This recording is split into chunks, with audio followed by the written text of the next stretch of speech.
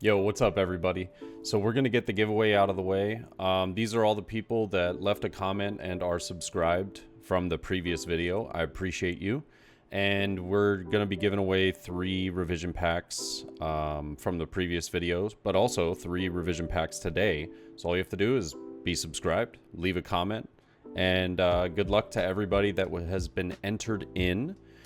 And other than that, you don't have to leave a like, but a like is always appreciated. It helps me out a lot. So other than that, let's see who we got. Oh, that is close. Okay, Jonathan Kwan. Wow, that was really, really close. Giraffes and bikes, I'm sorry. That, it is what it is. The wheel has spoken. But yeah, Jonathan, if you want to leave a comment down below, we'll get in contact and yeah, we'll figure something out. Other than that, I'm going to hop right into the video and see you guys in there. All right, ladies and gentlemen, we got a pretty good matchup here against Kinemon right now. And yeah, this is Michael, one of the guys that has been top cutting and also winning some of these locals matches with his Kinemon deck. So he's a very good player, extremely solid. And I'm excited to be able to test the Luffy up against him. Now, I will say that the Luffy Kinemon matchup, it's definitely not great for Luffy, but it's not terrible either. It just feels as though I really do have to get certain cards in order to feel pretty solid. And yeah, we go ahead and roll an 18. And it looks like he's going to take the 13. So I'm deciding whether I want to go first or second. I believe I choose to go first here. But yeah, this is a pretty interesting matchup. I don't know.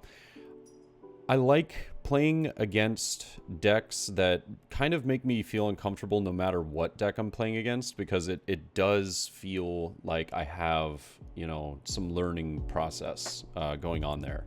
And it looks as though we have a pretty decent starting hand, so we choose to keep. And I think he chooses to mulligan here. And yeah, he's just gonna slide him again and see if he can get something a little different.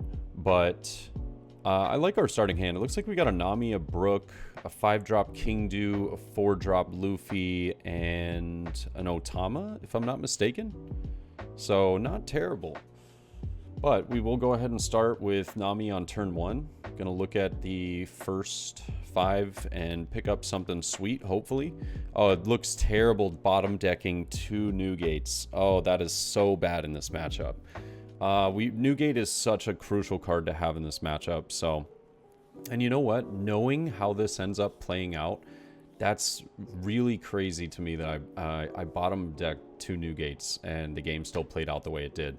It looks like I just drew into a Newgate right there too. So apparently my shuffling in this match was not great. It was very, very close having those there. But I mean, we definitely sit there and shuffle everything up for like a solid minute each, But I'll go ahead and slap down the 3-drop promo Luffy and swing 6 at life. I'm gonna pass it over, and he's got Veggie down, but 4 Dawn now. And I feel pretty solid. Having the Luffy on field is nice. It's a good 7k swing that's, pretty much I only have to attach 1 Dawn underneath to have because of leader ability. But for him, he's got the 4 Dawn, and he's trying to think of what's the play here? Is it putting down one of the bigger bodies, maybe putting down Momo, doing some searching, and he's got some options. I think that if him not playing Okiku already makes me feel as though the card isn't going to get played. Yeah, so seeing this card right here, Yamato, the secret rare, come out, it kind of gives me information. It makes me feel like my opponent doesn't have the Okiku because he wasn't able to play it on turn 1, and he put down Veggie instead and now into a Yamato. So it is valuable to know that. And yeah, I'm gonna go ahead and rest 4, and I'm gonna just jet pistol the Yamato here. And yeah, I'm deciding whether I want to go 7 with leader or... No, so we went 5 with leader, excuse me. Now we're going to go 7 with Luffy. So he's going down to 2 life already. 2 life. And I'm at 4. So I'm like, wow, okay, this is turn 3, and he's already down to 2 life. So that means that his hand is either not very great, or it just has, like, sleeper potential. And having him being on... you know, second or going second feels great for me, knowing that he can't put down Odin this turn.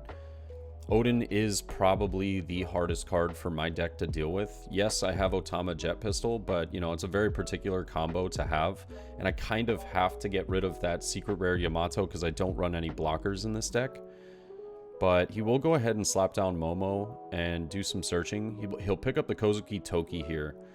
So that makes me know, okay, Odin's going to be coming down next turn. He might set it up and have Toki played this turn just to, you know, just to feel pretty solid about that. But he chooses to go for 5 at Luffy.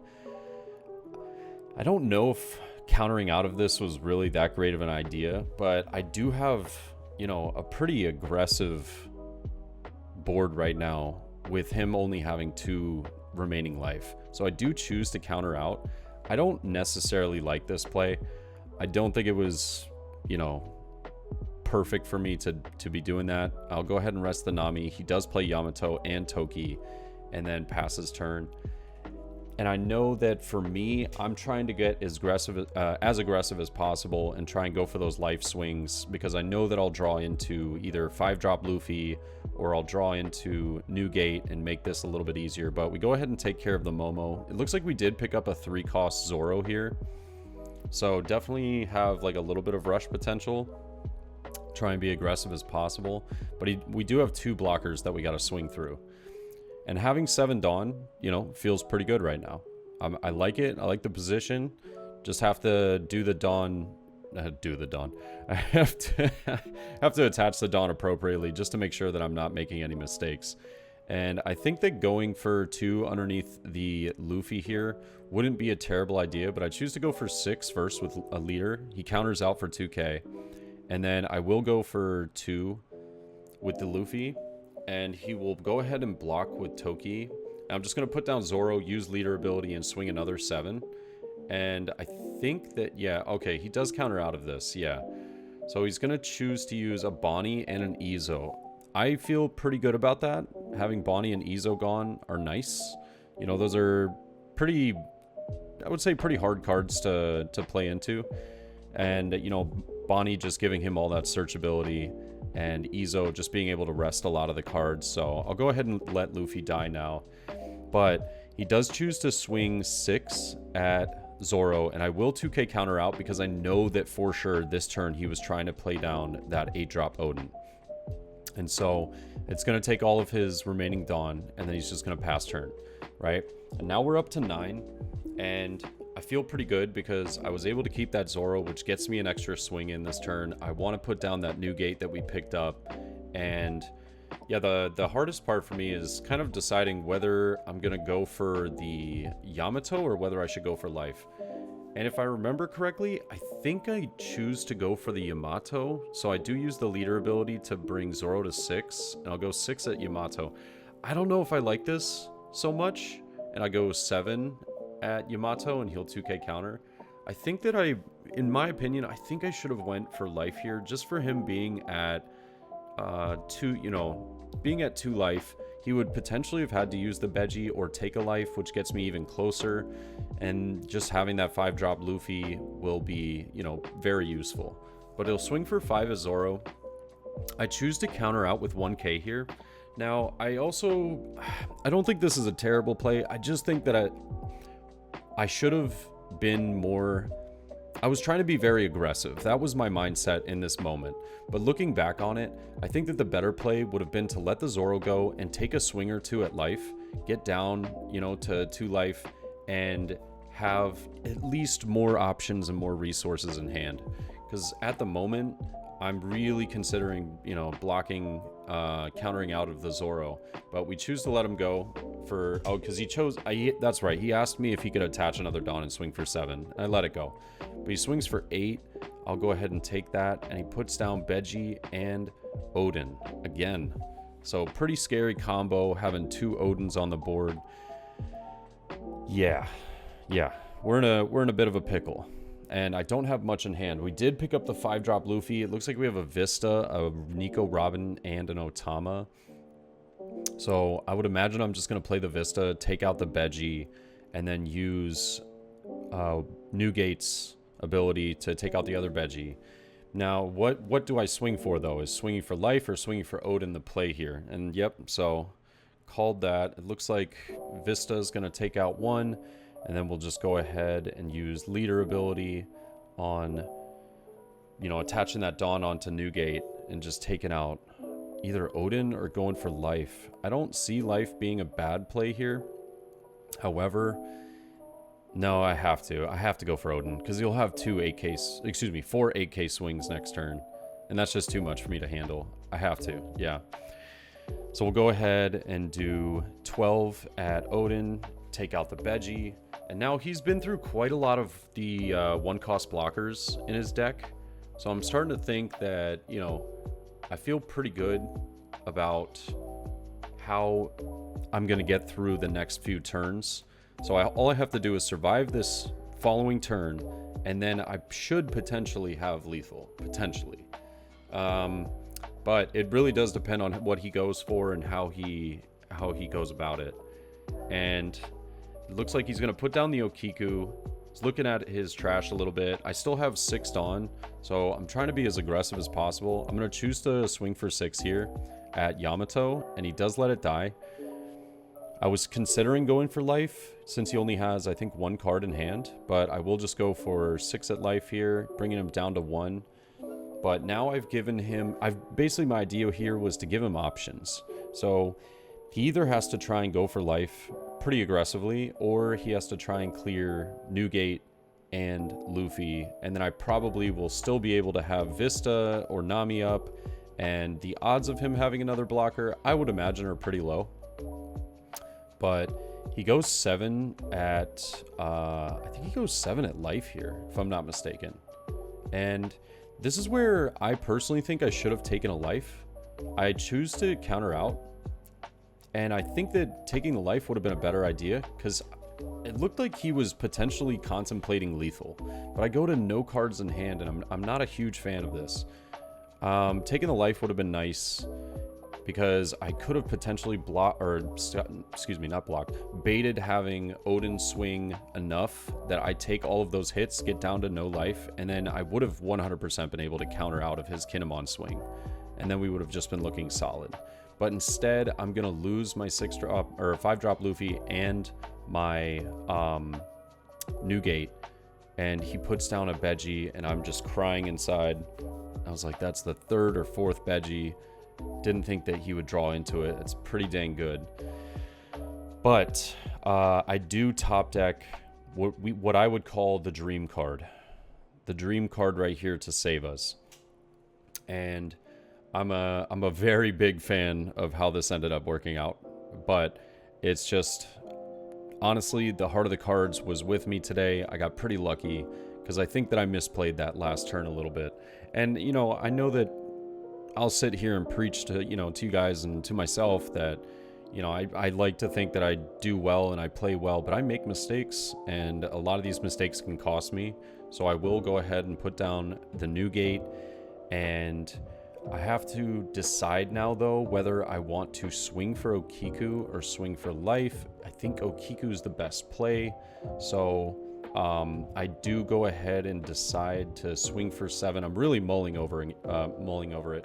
Oh, you know what? Mistake on my part. I didn't use leader ability. I should have swung for 8 at Okiku here, but just a slight misplay on my part.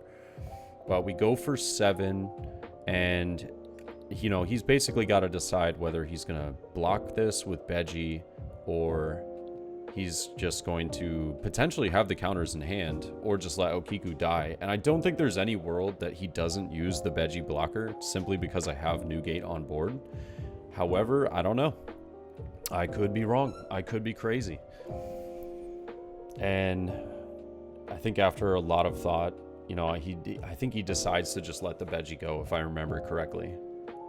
Because he's going to have to attempt lethal next turn, or he's going to really have to bolster up.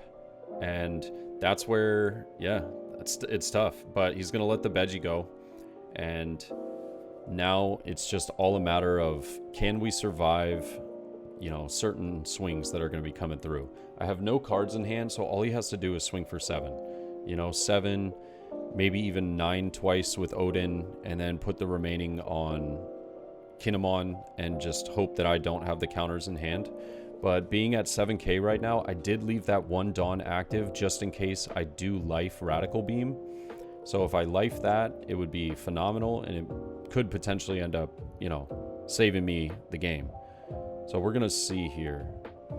And I know that right now, you know, it's just a hard spot to be in, because he doesn't really have much of an option other than, I know he has the 7-drop Kid blocker in hand, so he could potentially play that down, try to whittle away just a little bit of life, but that is pretty risky, all things considered, because I don't know what the other 2 cards are in his hand at the moment, but it's a little bit risky if he doesn't have a lot of counters, you know? If he has the counters, it could potentially be the play. I don't know. I'd hate to be in his position at the moment, but he chooses to go 7 at life. You know, obviously we're going to have to take that. And right here, I'm putting on my poker face, trying to act like I got the worst card ever. You know, sometimes there are those mental games that go into this. You know, it's how long does it take for you to pick up your life? How long does it take for you to play the card? You know, there are some mental games that go into this, and I do choose to take, and he's gonna rest the 3, swing for 9 again. I'll go ahead and take, and he goes 9 at life, and we do have enough. So I'm able to bring myself up to, I think it's like 12 here. And yeah, he was like, oh my gosh, I can't believe that. But, and you know, it's GG. Next turn, all I had to do was swing with, you know, Newgate, and then swing with Leader, and yeah, not much that can be done there. But good games all around, and honestly, I feel like this one I got a little bit lucky. This one was, you know, just sometimes the cards work in your favor, sometimes they don't. I've had extremely unlucky games in the past, so just to get one that I get a little bit of luck on my side feels great. And yeah, I hope you guys enjoyed, but I'll see y'all tomorrow for game 3. Other than that, I hope you have a great day, and congratulations again to Jonathan for winning the giveaway. And just leave a comment down below. Have a great day, y'all. Peace.